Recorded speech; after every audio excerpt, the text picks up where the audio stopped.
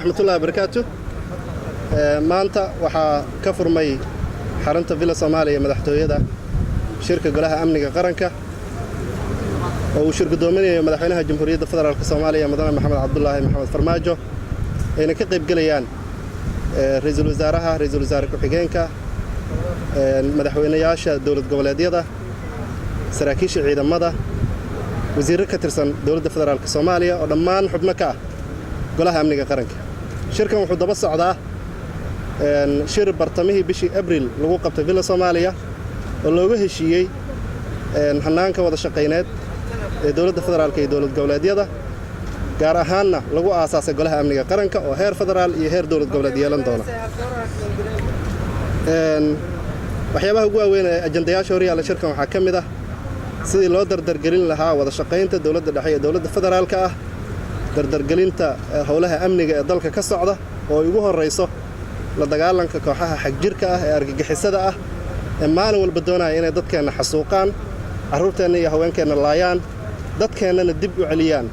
oo ka hor istaagaan horumarka astaanta dawladdan oo ah nabad iyo nolol waxaa ka go'an in la soo celiyo amniga guud ee dalka in dadka Soomaaliyeed loo abuuro nolol wanaagsan oo ay la jaan qaadaan la mid noqdaan sida shucuubta kale iyo dadyooga kale ay u nool yihiin. shirkan waxaa ka soo bixi doona habraac iyo wada shaqayn buuxda waxaana sidoo kale ka soo bixi doona hanaanka ay u wada shaqaynayaan dawladda dhexe iyo dawlad goboleedyada iyo in la joogteeyo shirkan oo mar walba